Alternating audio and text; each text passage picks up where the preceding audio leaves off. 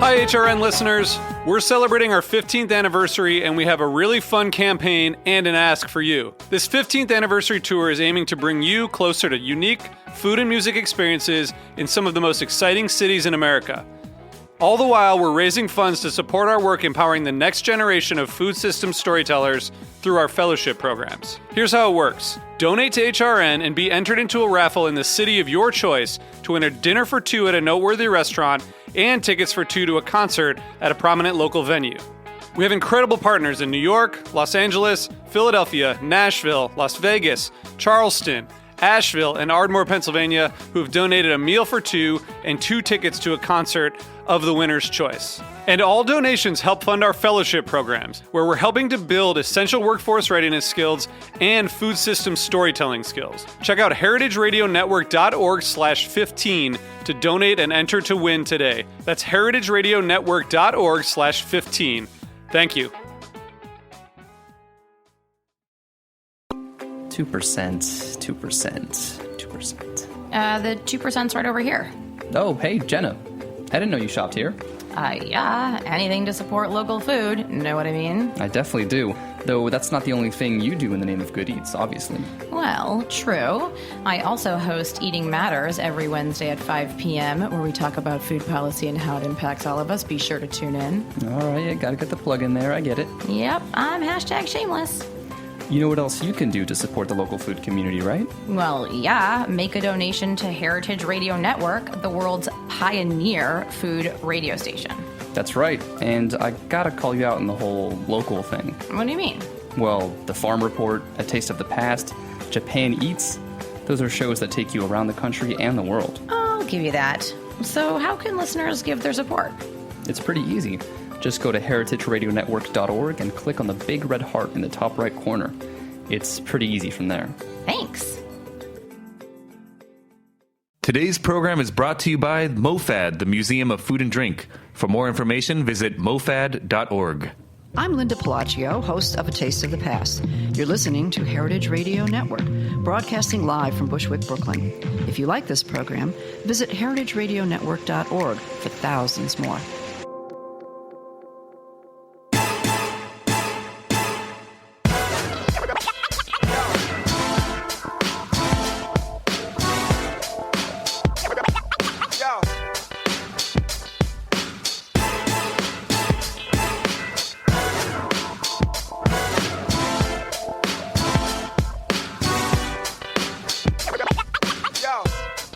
This is Cynthia Cherish Malloran, Reverend DJ Cherish the Love, and you are listening to Primary Food on Heritage Radio Network.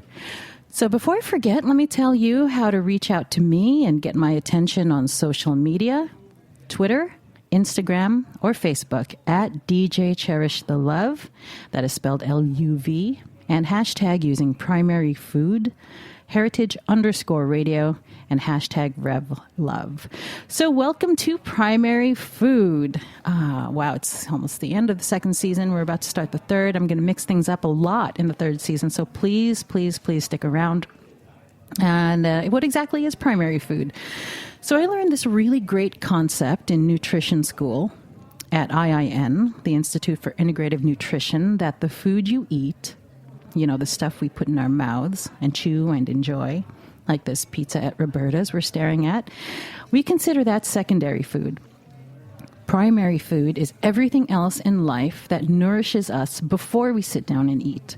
And that's stuff like enjoying music, reading a book, hanging out with friends, cooking food, a great job, creative expressions, playing games, exercise. And I'm so glad that I learned this because it was the high quality primary food that I kept in my life while going through chemotherapy last year that kept me happy and healing my cancer. So welcome. Please, you can call in live 718-497-2128. I'll repeat that again. 718-497-2128. Perfect. So Primary Food is produced by Heritage Radio Network, a nonprofit member-supported radio station devoted to all things food. So help keep Heritage Radio Network alive by becoming a member today.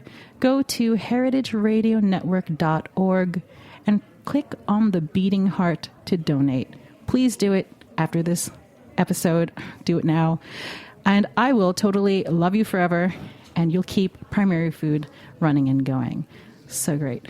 So, in continuation, being super inspired by Eric Ripert's new book, 32 Yolks, I'm continuing on the topic of creativity.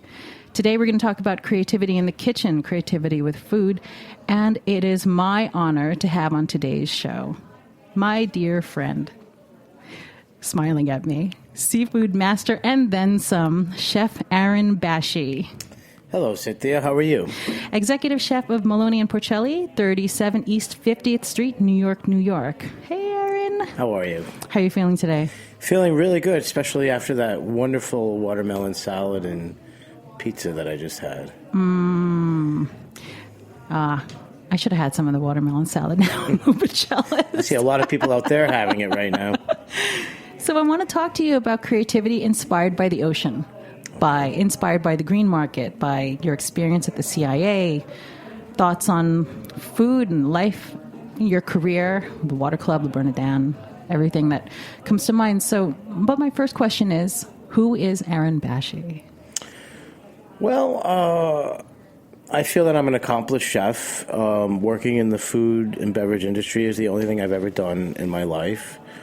I started at the very bottom as a dishwasher and then as a prep cook, and I apprenticed under an Austrian chef right when I got out of high school in the Berkshires named Gerhard Schmidt. And from there I went to the Culinary Institute of America, and from there I worked with the Four Seasons Hotel Group for a little while. But when I was young in my career, I was very fortunate to be surrounded by a very creative group of chefs in Boston. One of them being Jody Adams, who is on a new project right now, from what I read, in Boston. Gordon Hammersley, who just closed his restaurant last year, whose name still follows me around whenever I have dinner and I see some old friends, or when I was interviewing for the Maloney Porcelli job, the owner, Michael Stillman, it actually blew my mind that he was very focused on my Hammersley's experience and very interested in that. And that was really, I don't know, that meant a lot to me. What does that say to you? It says that, first of all, he knows food. But I really appreciated the fact that, we're going way to the bottom of my resume, and that he took the time and really saw. And it's nice to be working for somebody who's sort of sees the whole picture, not just the New York City food scene, but outside of New York City and all over the country and all over the world, actually. So basically honoring your experience from the start. Yes, so absolutely. That's not typical, is it? I guess sometimes yes, sometimes no. It depends who's doing the research. And you're from Boston originally? Yes, I was born in Boston, yes. So would you say that you have a New England sensibility brought to New York, or how would you describe that? Well, the seafood passion of mine started at a very young age. I would spend summers with my grandparents in Rockport, Mass., and I don't know if you know Rockport or Gloucester. It's a little bit different than Montauk and East Hampton and Amagansett, but it's a very beautiful oceanfront community with a lot of commercial fishing, and actually when you're on the bridge going into Gloucester, that's pretty much all you smell is fish and fresh fish. And it's a very if you watch the show Wicked Tuna, actually, when they catch the tuna and they bring it back and they weigh it, it's all going into Gloucester. Oh, wow. So at a very young age, the smells of the ocean, the smells of fish cooking, the smells of fish in a restaurant, was never nasty. It was always very peaceful for me, actually. Were your parents also in the food industry? No, they weren't, actually. My dad, who was actually was born in Iraq, was an engineer, and my mom was a school teacher. So Iraq, have you been to Iraq? I haven't. But I was definitely raised with a lot of Middle Eastern food, and I had an aunt in Queens, and we would always go and visit her at least twice a month and my grandmother lived up the block, and the smells coming out of her house from walking up Jewel Avenue to see her will always... Oh, wow. I can't concentrate now. Yeah. I'm just like thinking about food. Food and smells just wipe my brain clean. I mean, it's funny how many restaurants focus on trying to pump the smells from the kitchen into the sidewalk or They really the do dining that? room. Like- I think people think about it, yeah. Wow. I mean, aside from Dunkin' Donuts and And Subway. I mean, you walk by Subway and that's all you smell But is that yeast. is the most wretched smell of bread. It's not even like, it doesn't smell right. It smells forced. Exactly. It smells super sour and weird. Okay, now I'm not hungry anymore. So where are you now, right now? What restaurant? Now I'm the executive chef at Maloney Porcelli on 50th and Madison. The restaurant's been there for 20 years. It's a very busy Midtown restaurant with an awesome clientele. It's in the quality branded restaurant group, which has quality meat and quality Italian. They have this awesome little bistro downtown in the West Village, Quality Eats, and Park Avenue, and many more to come. It's a very exciting group to be involved with. And, we're really focused on keeping current while staying classic, which is exactly perfect for me. Keeping current while staying classic. So I want to talk a ton about Maloney and Porcelli, but let's talk about how you got there. So what's your past been like? You've worked at Le Bernardin. You've worked at the Water Club. What comes to mind when I ask you, looking back, what was the Water Club experience like for you? I loved working at the Water Club. It was very much based on catering. There was a lot of catering going on there, but I was able to put my menu items on. It was a different experience. The Water Club has been there for a long time. How many years were you there? I was with the group for about 7 years. And 2 of those were at Pershing Square on 42nd Street, working for Buzzy O'Keefe, who owns both of them. And then after that, I was transferred to the Water Club, which is a very seafood-eccentric menu. It's right on the water, off the FDR there, which was really good, too. I've learned more about tides and every fish jumping. I mean, when you work at the Water Club and you're doing pre-meal on a Sunday afternoon and it's quiet, and you see the bluefish jumping in the East River, it's actually... You mean right there in the East River? I'm telling you, I've seen... I don't believe this. 25 to 30-pound wild striped bass pulled out of there. You're kidding me. Yeah, from people fishing. I just cannot find that to be true. But I believe No, it you. really is. I mean, it's amazing. And there's a lot of... Really? Yeah. And are you able to eat that fish out of the East River, or would you not advise? I'm going to remain... It's up to you. You know what I mean?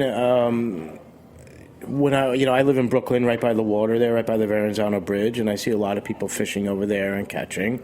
And I really think that they're fishing and catching to feed their family. And that's a very realistic way of living, I understand, yeah. So I respect that. Yeah. No judgment on that. Yeah. So before the Water Club you were at, we're going backwards in time now. We're going in our little kitchen time machine. Okay, well, I was at Pershing Square for Buzzy O'Keefe. And before that, I had a very interesting experience working with the Prime Restaurant Group. Joey Alaham, which is a very upscale kosher establishment. He has the Prime Grill and the Prime Grill Bentley. And I was hired to open up the Prime Grill in Los Angeles, which I did for about a 6-month period. I just went out there, and then once that was open, I came back, and he had a place where the Prime Grill is now called Solo, which was a little more upscale, that I was the chef at, and I left there to go work for Buzzy. And before that? And before that, I had my own place with my wife. We had a little seafood bistro in Park Slope called the Minnow. It was on 9th Street and 7th Avenue in Brooklyn. And that was a very educational experience. That was a true farm-to-table, dock-to-table experience. And what was the time frame of that experience? We opened the Minnow right after, unfortunately, September 11th. So it was a very stressful time to open a restaurant, but the neighborhood really embraced us. It was a small restaurant. And we opened at a time when people were just starting to come outside of their house again, and we were there, and it was a nice period of time to open a place, a community sort of based place, and that had a lot of fish on the menu. And at Le Bernardin, what did you do there? Well, the Bernardin was a very much an educational experience for me. I started at the bottom of the line. I was on the vegetable station, the garde manger, and then the veg station, and then I just worked my way through the ranks up to saucier, and at that point I left and went to work for Charlie Palmer at Oriole. Now, you said saucier. This is something that I'm just learning about now, that you have to master making sauces before you can move forward. What is that like? Time and patience, and learning how to extract flavors, and I, that strict European training about respecting the food and learning how to work with the food and learning how to get the maximum amount of flavor out of, let's say, celery in ways that no other places can really teach you. You know what I mean? There are no boundaries for the extent to go to in a kitchen like Le Bernardin when it comes to flavor. And is that specifically a French thing? And when it comes to flavor exploration that way, do you think? Or I feel that the Europeans in general maybe brought that respect for the food to this country back when. I mean, when you read Eric's book and he talks about taking, when you're a line cook, you go into the walk-in and you sort of put your mise en place, your setup, vegetables, things like that. You have a way of doing creating a pouch in your apron, and Eric talks about how that doesn't happen in like Joel Robuchon's kitchen or Alain Ducas's kitchen, where you have a tray and you place things on, and there's just a respect for the food, whether it's a protein or a vegetable or a fruit, that you don't see in a lot of other places. I really enjoyed reading 32 Yolks. I picked up so many interesting concepts about creativity, and that's why I'm kind of hung up on the book. It's a beautiful book, and it's very well written, and he's actually a really special guy. I'm going to just quote a few things in the book and just, get your... Yeah, and I'm almost finished with it. He's almost finished with it. But you can agree with a lot of these concepts, like creativity is what brings artistry in cooking. Otherwise, it's just craftsmanship. Do you agree? Yes. Fine dining is about dreaming and the experience. I agree 100% with that.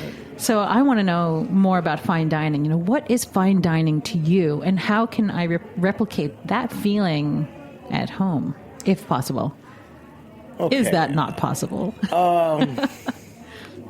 When I think of fine dining, the moment that I think of is my wife and I were at our anniversary dinner at Del Posto, and there was a certain dish with kelp in it that came to the table, and the captain said, as soon as I walk away, you're going to get a little whiff of the ocean before you eat. Yeah. Of the ocean. And I was like, what? Okay, whatever, man. And he walked away, and all of a sudden I'm saying, wow, I smell the ocean. And that, to me, I mean, they really nailed it. Wait a minute. Was that just a psychological thing? No, it had to do with the steam coming up and the kelp hitting it at the exact time. And, I mean, this type of thought process with a luxury place, restaurant like Del Posto or Le Bernardin, there is so much thought. If you're on Eric's website, you'll see the think tank that they have filled with books at Le Bernardin and the experimenting that goes on. And, I don't think any of the entrees go on in a day. I think, there's a thought process behind it, and that I think every cook should be exposed to that once in their life, whether they fall through with it or not. I think I see what you mean. So the idea of someone had conceptualized, I would like the person sitting to experience the ocean. How do we give them that experience? Right. How did they deliver that? Do you know? Did they just through proper delegation in the kitchen? They if you go into a 4-star kitchen, there's a lot of focus on. I mean, some kitchens have cameras actually that watch and see where the course is, but there's you sort of there's communication between the runners and the back waiters. 3 minutes to fire, and it's. So I guess then that the idea of replicating that at home is to replicate the experience, the exquisite experience. To replicate that experience at home, I believe anybody can in your own way. Uh-huh. But it just, taking your time. If you're making a broth or making a sauce or if you're making, like, say, a white wine sauce at home, where you're taking white wine and shallots and bay leaf and peppercorns, you don't just turn the fire up and boil the heck out of it. You let it simmer, and then you just let it simmer, or else the flavor goes right up into the hood. Right up into the hood. Yeah. And you lose it. So more concepts. Practice until you're proud, and then keep practicing a ton more. Absolutely. Every day you practice something, and every day you learn something. Every day, even though you've been doing it for so long, you still learn. Absolutely. And I'm learning that now. I work with our corporate chef, Craig Koketsu, and it's such I don't know, it's a relief to work with another chef at this point, because it's just somebody you can bounce ideas off of, and I'll put a dish in front of him, and he'll, I don't know, by the time it's about 2 or 3 times that I put the dish in front of him, and each time it's different. But I have to admit that by the time that process is over, the dish is miles ahead of where it started. Wow. In efficiency and flavor and presentation and color. And back to creativity. So if the entire meal is a creative act, would you say that it's also in the creation of the meal itself that you experience your talents, aside from just like presentation, but the actual like planning and preparation of it? Is that for you where the fun is? Definitely. When you're doing a scallop dish, the vegetables and everything complementing the scallop dish are great, and they're colorful, whether it's yellow wax beans or fava beans or some sort of puree underneath. But the fun part is caramelizing the scallop perfectly, so it's that perfect amber to dark brown color, and the smell coming off the pan is, there's ways that you saute and ways that you cook scallops, so you can pick up all those flavors, for instance, cooking a scallop, learning the right temperature, learning the oil, when to drop it into the pan, and cooking it on one side, and just like learning the fire that you have. So by the time it's almost cooked and you flip the scallop, it's the perfect color, almost like a pancake. It's perfectly caramelized. It did not sweat at all. It caramelized because there's a lot of natural sugar in scallops. You take it out of the pan, and there's flavor. There's a fond in the pan in the bottom, and learning what to do to that pan to extract that. So you put that under the scallop, so none of that flavor is getting away. But if you don't know how to do that, it's very easy to mess it up, whether your pan is not hot enough or if it's too hot. So that's where the practice comes in, and that's where the focus comes in. A lot of cooking and a lot of the food that we're talking about right now, the first thing you learn in the kitchen is focus. Well, talk to me more about focus, because that's very interesting. Focus is when you're cooking and there's smoke pouring out of your pan, and you're not really paying attention. And next thing you know, your fish is black on the outside and ice cold on the inside. You need to focus. You need to feel it. You need your palate trained. You need to know when to turn the fire down a little bit, because you need the pan really hot to sear. But then you need to drop the temperature a little bit so it slowly roasts right after that. Did you always have an intuitive sense of cooking, or do you feel you learned most of it? The intuition comes with practice, but you learn it when you're in school. You learn it when chefs are talking at you in the kitchen. And your internal timer must be exquisite. It is. However, there are times when you're working on the line. I remember when I was a line cook at Le Bernardin, I had the one meat dish on the menu, and it was a rack of lamb, and we had to cut the rack of lamb, so it had to be the perfect color, the perfect temperature, and the only way I could, under pressure on a very busy night, so I would always have a watch, and I always knew that after the proper searing and everything, it was 9 minutes in the oven for the perfect medium rare, and I would just go from there. But it was always at 9 minutes, and I had it down, and I nailed it, and it was That's great. amazing. Yeah. That's amazing. But you do that under pressure, and that's what distinguishes a good line cook from a bad line cook. Surviving under pressure. Surviving under pressure, knowing that you're putting your food up for the chef, knowing, most important, that you're serving somebody that's paying several $100s for an experience, and the chef is on the firing line there, man. You know what I mean? Like they're not going to say, "Oh, Aaron screwed up the rack of lamb." They're going to say, "The chef screwed up the rack." Oh, I see. Well, what's the most, at this stage for you, what's the most stressful part of being in the kitchen? I wouldn't say stressful. I think the most important part of being the chef at Maloney and Porcelli is delegation, because it's a very busy place. And when I conceptualize dishes, whether it's a special or a new appetizer or a new entree, you have to think, how many pans is it? It should always be, is the guy or gal going to be able to get it up, get it out? It's a busy place, and people want their food, especially at lunch. People need to eat, and they need to eat fast, and they need to eat good. So you can't just go into a kitchen saying, I'm going to do this, I'm going to do this. You have to see the situation, see the machine, and then find your... Maloney Porcelli's been open for 20 years, you know what I mean? So I'm coming into their world to complement their world, I'm glad you said that. This is the perfect segue. Going into their world, which is mostly meat, and you were coming from a seafood background. Mm-hmm. What was that transition like? Well, first of all, your transition from the Water Club to Maloney and Porcelli. How did that come about? Well, I was at a stage in my career, in all honesty, I got a phone call, and I see what Michael Stillman is doing with the company. It's extremely exciting. And so I figured, what the hell? I'm going to go hear what this guy has to say. And I hit it off with Chef Craig, our initial, I'd gone on a few interviews. This was my second sort of large corporate interview. And I was very nervous because I didn't really care for the first one. And I really enjoyed my conversation. And again, I could see that he did his research and he... but for me, I really, when you go for a chef's job, there's a whole interview process, but one of the most important things is this tasting that you have to do. You have to do a tasting.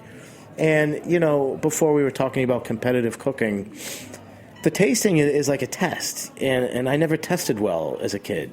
So you really have to you have to really trust yourself and trust your intuition and trust your food. And you can't be nervous. You have to just believe in yourself. And so I did the tasting for the group.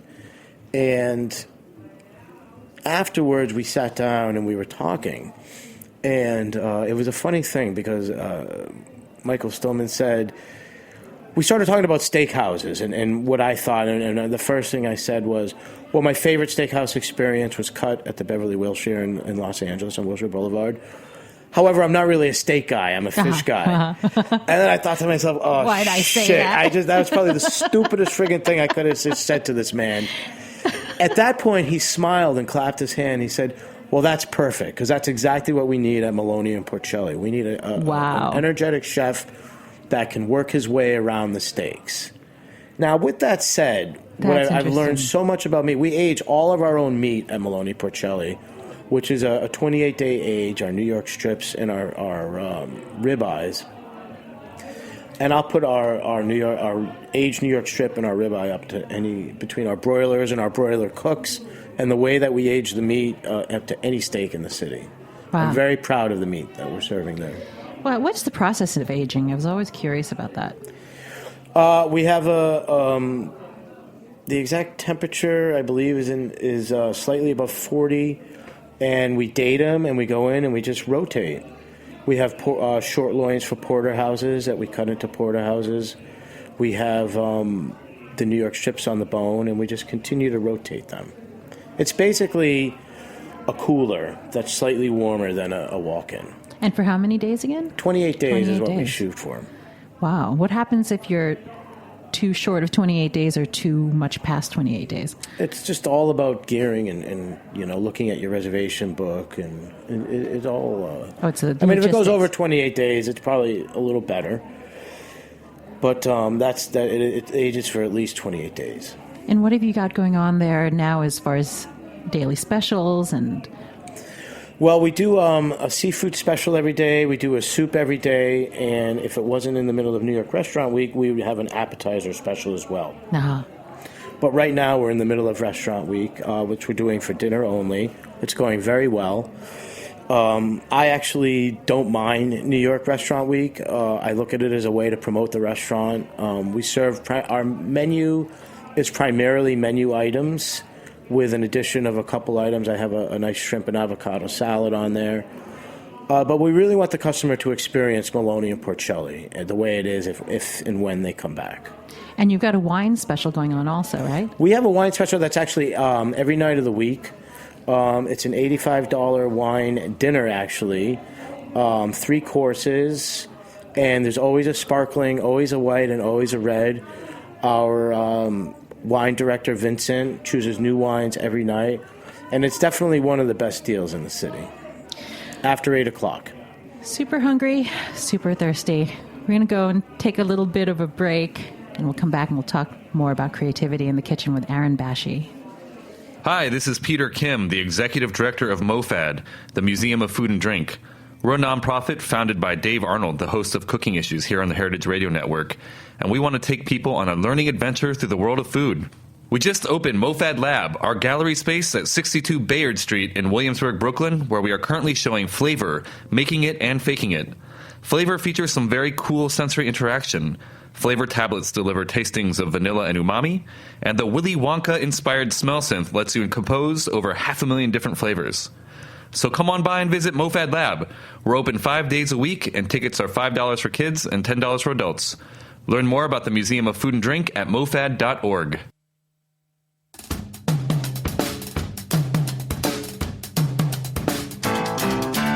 Sushi, sushi, I love sushi. Roll it up, yum, yum, yum. Sushi, sushi, I love sushi. Sticky rice, I want some. Tuna and yellowtail, salmon and whitefish, shrimp, avocado roll, tofu too. Unfold your napkins, get out your chopsticks, start with a salad or miso soup. Sushi, sushi, I love sushi. Roll it up, yum, yum, yum. Sushi, sushi, I love sushi. Sticky rice, I want some. Eel and wasabi, ginger shirashi, rolls or sashimi, both will do. Unfold your napkins, get out your chopsticks, start with a salad or miso soup. Sushi, sushi, I love sushi. Roll it up, yum, yum, yum. Sushi, sushi, I love sushi. Sticky rice, I want some. Hey, welcome back. This is Cynthia Cherish Mallorin, and I am with Aaron Bashy, Executive Chef of Maloney Porcelli. That was, obviously, the song was called Sushi by Joni Leeds, who was our musical guest last week. Aaron, love of seafood. Mm-hmm. Do you love sushi? I love sushi. I eat sushi. How many days a week do you eat sushi? I eat sushi once or twice a week. Once or twice a week? Yes. And where is your favorite sushi from?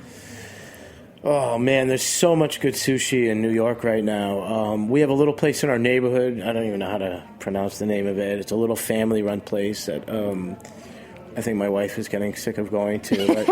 But, all week with this meat, all I want is fish every weekend. I'm a big fan of Blue Ribbon Sushi. Okay.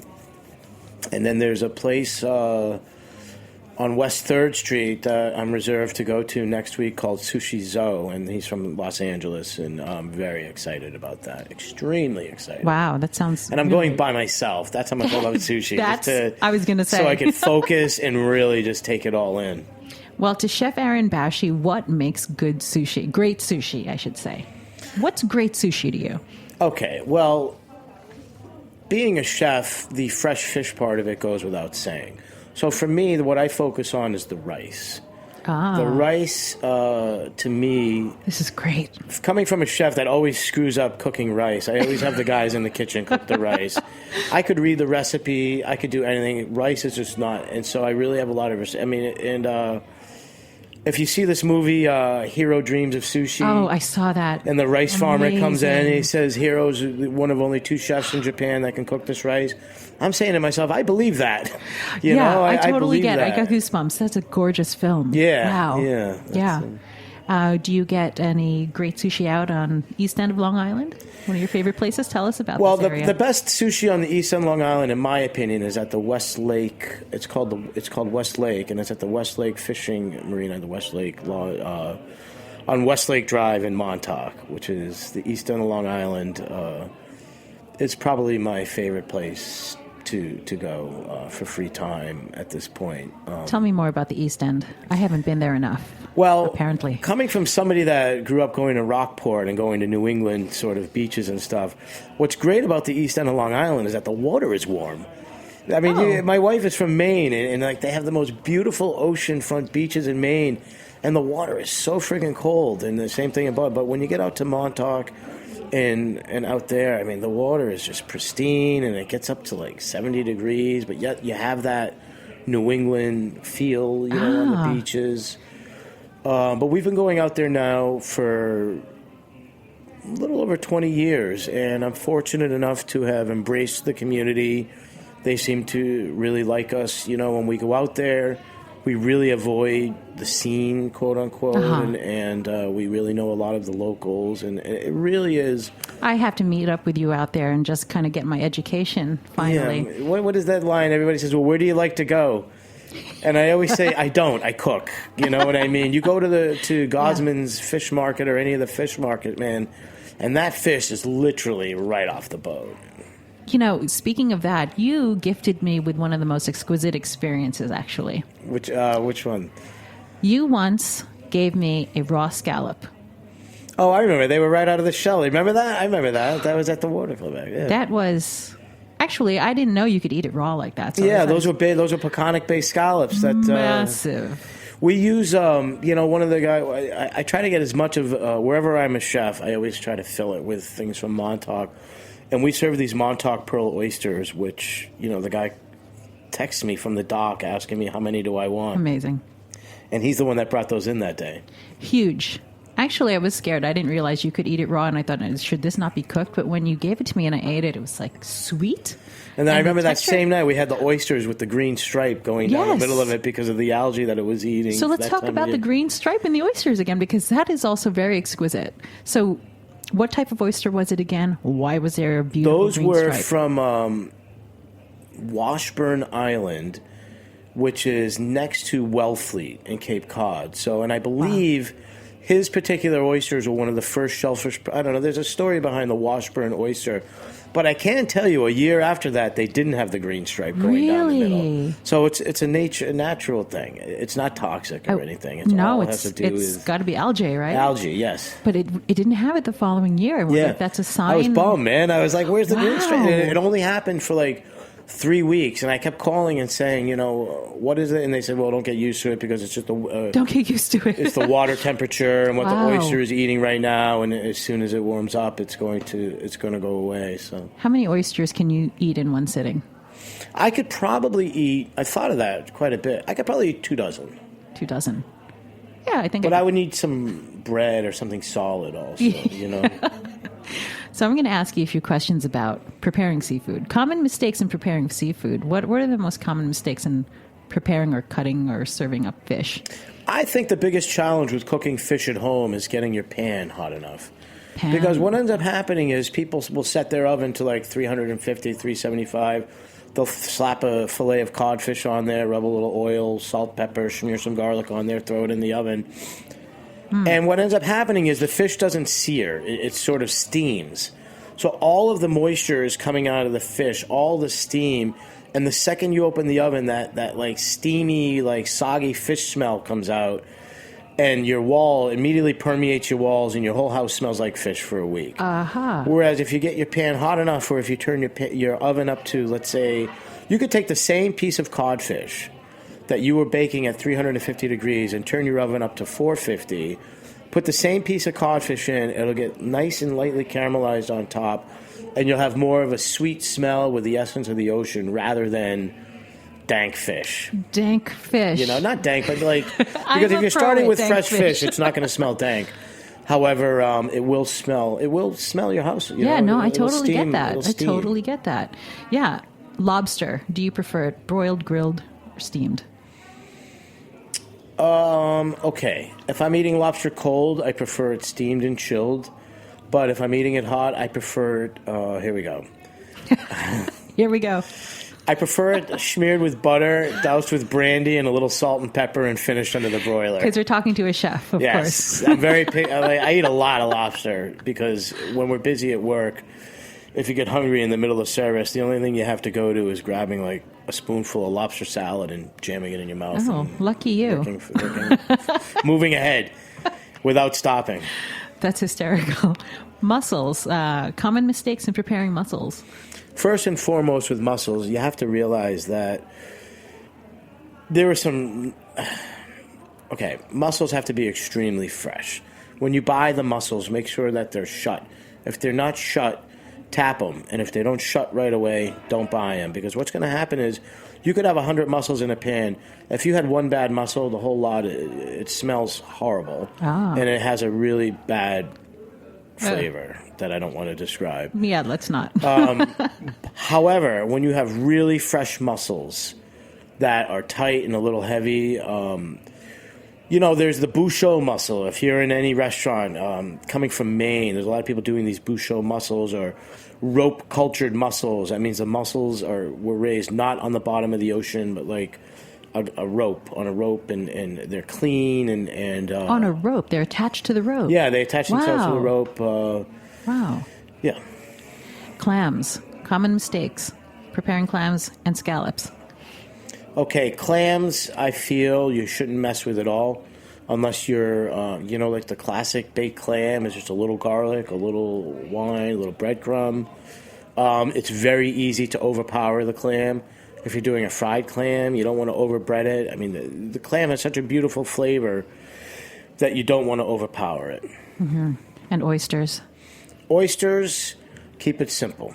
And how do you know when oysters are bad? People keep saying, like, oh, I got food poisoning from an oyster. And wouldn't you know if the oyster was bad? Yes, you before? would. I have very strong feelings toward. I mean, sometimes maybe your body had a reaction or something. Ah. But if an oyster is bad, you would smell it a mile away. You would smell it. I mean, it smells really bad. And when you're eating oysters, if you open oysters, always remember you want to see a full shell, like the meat should be almost the size of the shell. It should be filled with liquid. And when we open oysters at Maloney and Porcelli, it looks like a tiny little ice skating rink on top of it. It's like crystal clear. It's not beat up at all. Where are your favorite oysters from? Right now I'm going with, I have two favorite oysters. One of them has a funny name. It comes from Blue Island Shellfish, which is in Sayville, Long Island.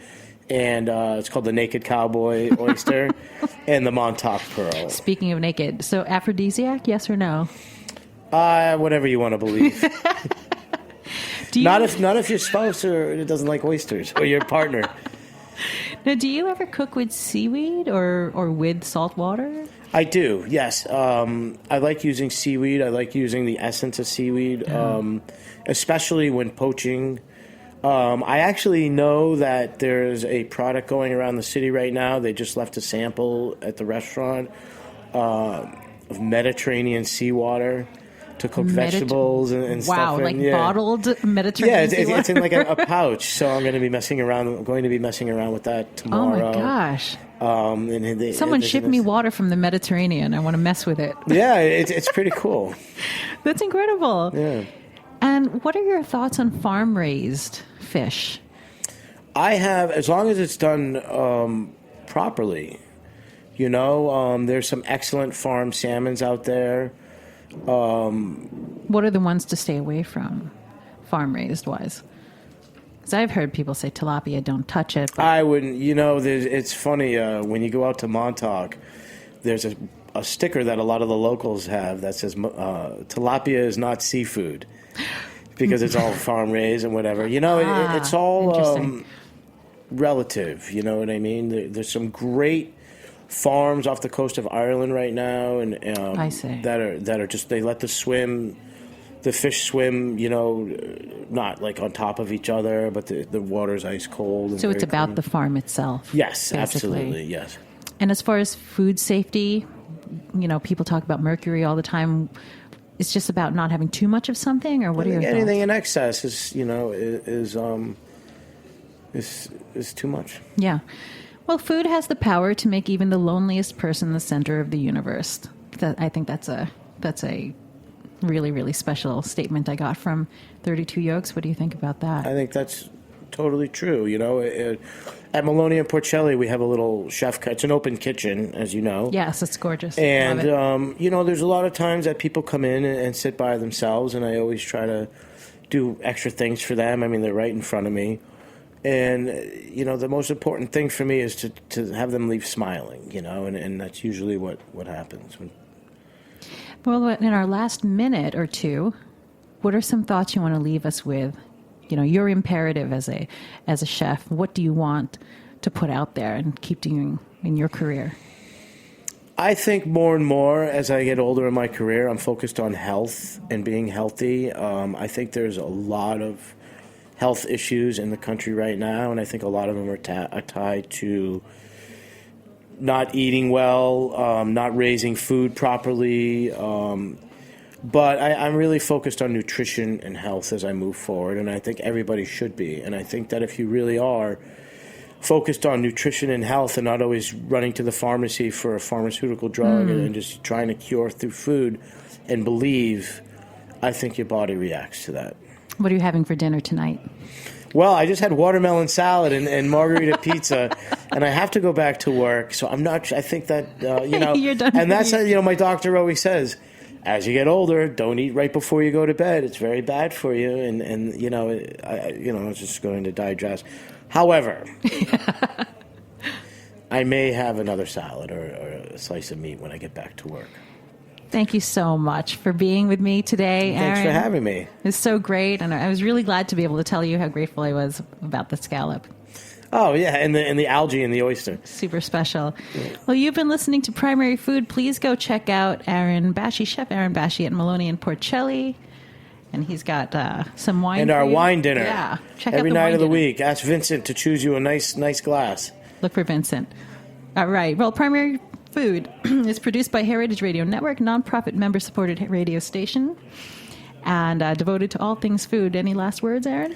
No, just when you come to Maloney Porcelli, you have Gaetano and Trey and Megan. If Vincent's not there, they'll have you back, and they'll set you in the right direction, and they'll tell me when you're there. Please go. Thank you so much, everyone.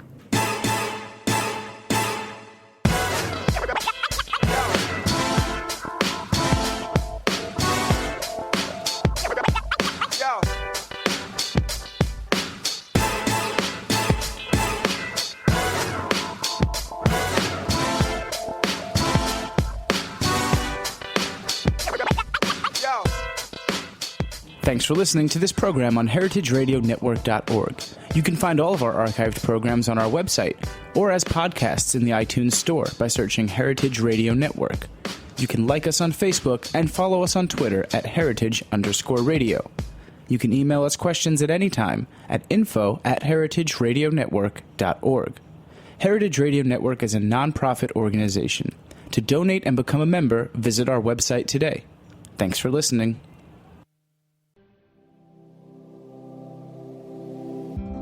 Hey there, I'm Lee Ullman here with some big news from the National Young Farmers Coalition.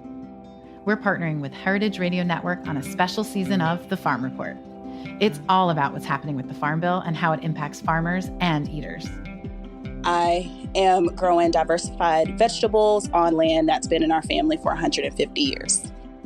And so with the pandemic, gentrification, property values going up, we had to sell the land and we lost it. Join us as we uncover the untold stories behind this massive piece of legislation that shapes how we grow our food, what we eat, and so much more. The problems we have had, those are things that come from earlier Farm Bill and USDA policy, right? Like Earl Butts, get big or get out. It's my responsibility to know not only what I'm eating, but then like how that all came to be. and realize like, wow, like this piece of legislation, all this money, like it's technically something that I support as a taxpayer. While Congress debates the next farm bill, this is not just an invitation to listen. It's a call to action. Be part of the conversation. Subscribe to the Farm Report on Heritage Radio Network, wherever you listen to podcasts.